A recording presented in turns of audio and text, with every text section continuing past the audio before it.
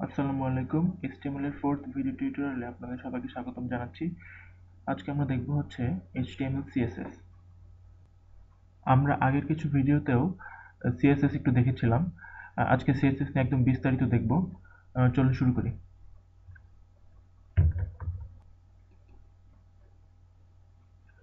CSS কি? CSS এর full form হচ্ছে ক্যাসকেডিং স্টাইল শিট। এটা হচ্ছে স্টাইল করার জন্য ব্যবহার করা হয়। HTML হচ্ছে ওয়েবসাইটের কন্টেন্টগুলো জাস্ট, আর স্টাইলিং এর জন্য হচ্ছে CSS ইউজ করা হয়। CSS গুলো আমরা আগেও ইউজ করেছিলাম। আমি আপনাদেরকে আগের এক্সাম্পলটা দেখাই।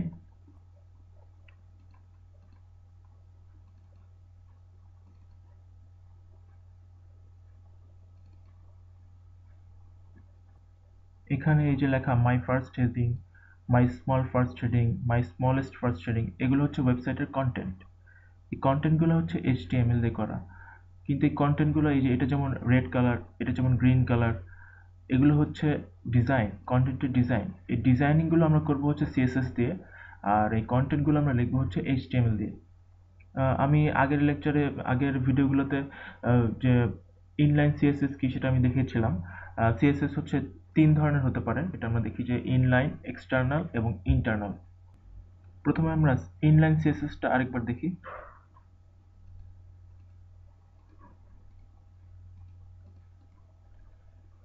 আমরা আগের ফাইলটাতে কাজ না করে নতুন একটা ফাইল ক্রিয়েট করি।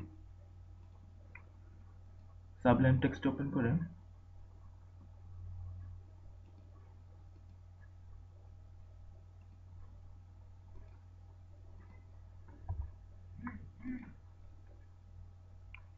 ফার্স্টে সেভ করে নেই।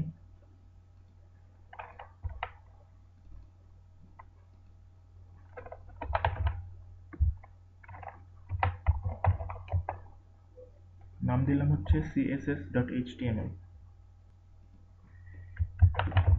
HTML লিখে ট্যাব চাপ দিই। এটা হচ্ছে সাবলাইম টেক্সট ইউজ করার মজা।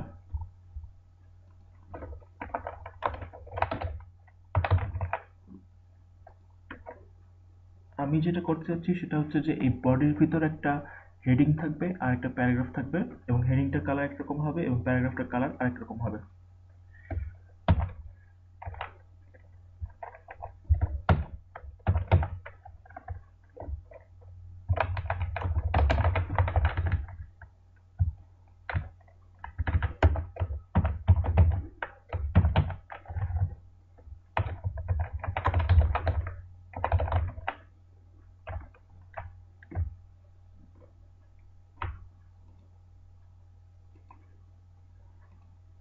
এখানে কিন্তু আমি এখনো কোনো CSS স্টাইলিং ইউজ করিনি।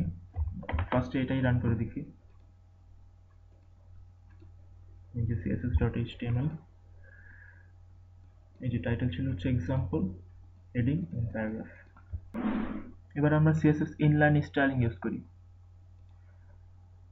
ইনলাইন স্টাইলিং হচ্ছে এভাবে দিতে হয়, স্টাইল ইকুয়াল টু।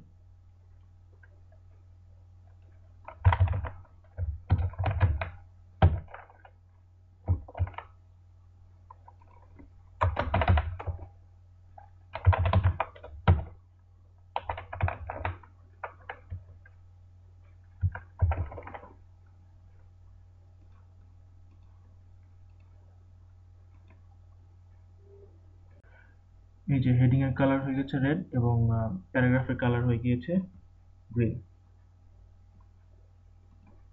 আমি এখানে যেটা করেছি সেটা হচ্ছে যে এই H3 এর ভিতরে, এই লাইনের ভিতরেই আমি স্টাইলিং করেছি। এটাকে এই জন্য বলা হচ্ছে ইনলাইন স্টাইলিং। আচ্ছা, এটা এবার আমি ডিলিট করে দিই।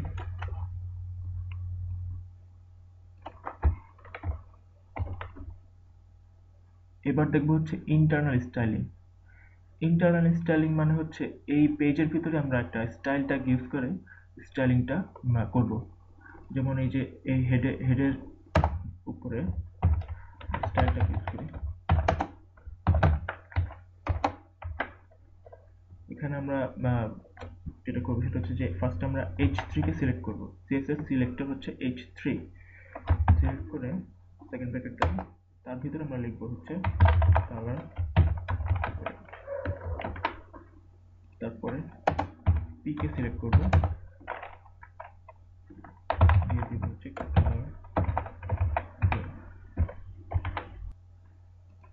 এটা সেভ করে ব্রাউজারে আউটপুটটা দেখি। রিলোড দিলাম, এই যে এখন কিন্তু সেমই আছে, মানে এটা হচ্ছে রেড হেডিং ছিল, কালারটা ছিল হচ্ছে রেড, এই যে H3 কালার হচ্ছে রেড এবং পি এর কালার ছিল হচ্ছে গ্রিন। এখানে H3 আর পি এই দুটো হচ্ছে সিএসএস এর সিলেক্টর, মানে হচ্ছে এখানে আমি যতগুলো পি থাকবে আমার বডিতে বা যেখানেই হোক, যতগুলো প্যারাগ্রাফের পি থাকবে ততগুলোর কালার গ্রিন হয়ে যাবে, আবার যতগুলো H3 হেডিং ট্যাগটা থাকবে ততগুলোর কালার রেড হয়ে যাবে। যেমন আমি দেখাই,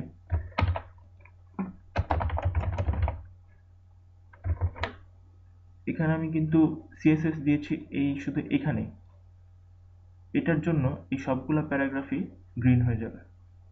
দেখি, এই যে এটা ছিল হচ্ছে ইন্টারনাল সিএসএস।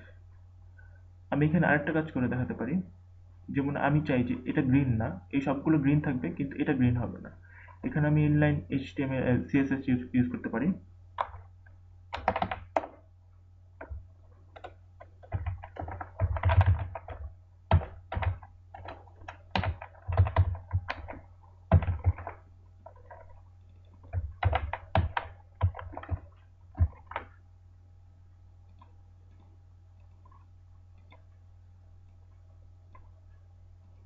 এই যে এটা ইয়েলো হয়ে গিয়েছে।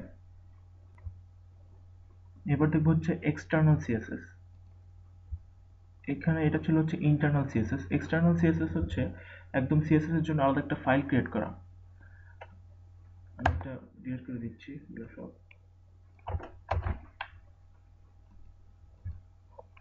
প্রথমে আমি আরেকটা ফাইল ক্রিয়েট করি সিএসএস এর জন্য, নিউ ফাইল।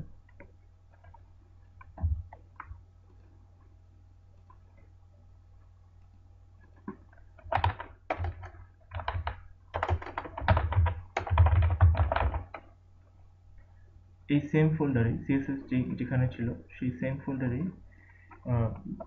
custom.css নামে একটা সিএসএস ফাইল ক্রিয়েট করি। এটা এক্সটেনশন কিন্তু .css হবে। এই যে HTML ফোল্ডারে css.html এবং custom.css দুটোই আছে। এখন যেটা করতে হবে সেটা হচ্ছে এই css.html এই ফাইলটা থেকে ফাইলটার সাথে এই custom.css এই ফাইলটা লিংক করতে হবে। এই লিংকটা করতে হবে হচ্ছে এভাবে,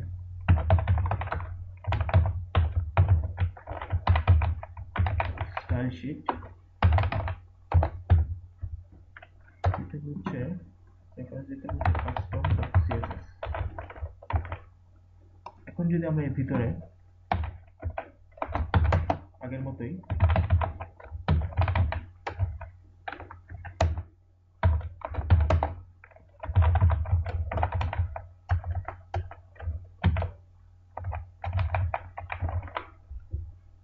H3 এর কালার রেড এবং P এর কালার গ্রিন দেই, তাহলে সেম আউটপুট পাবো। এই যে গ্রিন, এটা ইয়েলো রয়ে গিয়েছে কারণ ওইটা আমি ডিলিট করে দিয়েছিলাম, ইনলাইন সিএসএসটা আমরা ডিলিট করে দিয়েছিলাম। এখন আপনাদের মনে প্রশ্ন আসতে পারে যে তিন ধরনের সিএসএস কেন দরকার হলো, ইনলাইন, ইন্টারনাল, এক্সটার্নাল কেন দরকার? তিনটাই দরকার, আমরা কাজ করতে করতে সেটা বুঝতে পারবো তিনটাই কেন দরকার।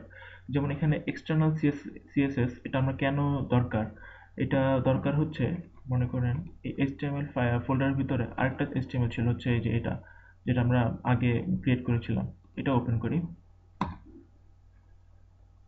এখন আমি এমন একটা কাজ করতে চাই, সেটা হচ্ছে যে এই সিএসএস দিয়ে এই দুইটা ফাইলকে কন্ট্রোল করতে চাই এবং এই দুইটা ফাইলের ভিতরে যত পি ট্যাগ আছে সবগুলোকে আমি গ্রিন করে দিতে চাই।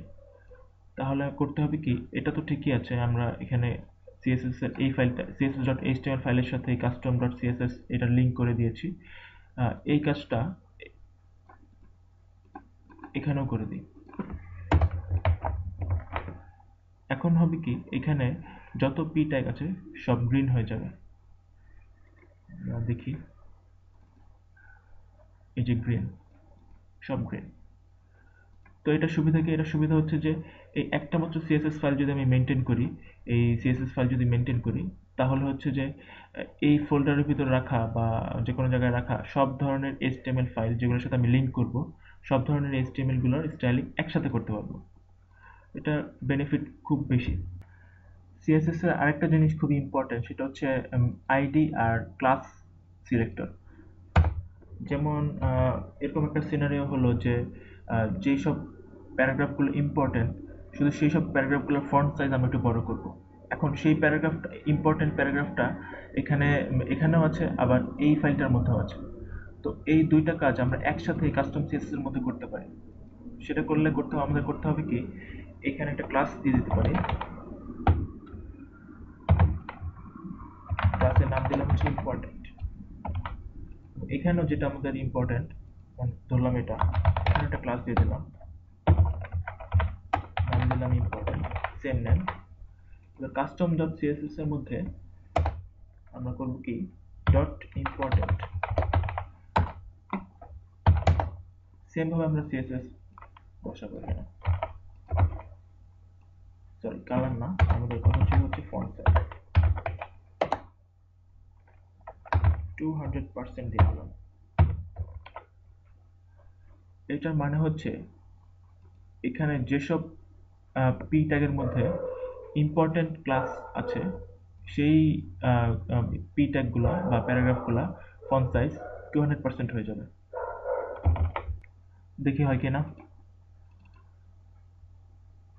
এই যে ফন্ট সাইজ বেড়ে গিয়েছে। সিএসএস এর মধ্যেও ছিল, এই যে এটা ইয়েলো প্যারাগ্রাফ যেটা ছিল সেটা ফন্ট সাইজও বেড়ে গিয়েছে। তো এটা হচ্ছে ক্লাস সিলেক্টরের কাজ। ক্লাস সিলেক্টর দিয়ে আমরা অনেক ইজিলি মাল্টিপল ফাইলের মধ্যে স্টাইলিং করতে পারবো। আরেকটা সিলেক্টর আছে এরকম, সেটা হচ্ছে যে আইডি সিলেক্টর। ক্লাস যেরকম আমরা ডট দিয়ে করেছি, আইডি হচ্ছে হ্যাশ দিয়ে সেই আইডির নাম দিতে হবে। যেমন হ্যাশ দিয়ে আমরা যদি লিখি যে নেম বা ABC, যে কোনো একটা নেম, আমি ABC দিলাম, এবং এটার ভিতরে আমরা কোনো একটা স্টাইলিং দেবো। ফন্ট সাইজ আমরা ছোট করে দিই 50%, নর্মালের তুলনায় অর্ধেক হয়ে যাবে। ঠিক আছে? কিন্তু এখানে যেটা হয়েছে সেটা হচ্ছে যে এবিসি নামে কিন্তু কোনো আইডি আমি কোনো জায়গায় দেইনি। তো এটা দিয়ে দিই, এখানে দিয়ে দিই ID equal to ABC. ABC এখানে এটা দিয়ে দিই,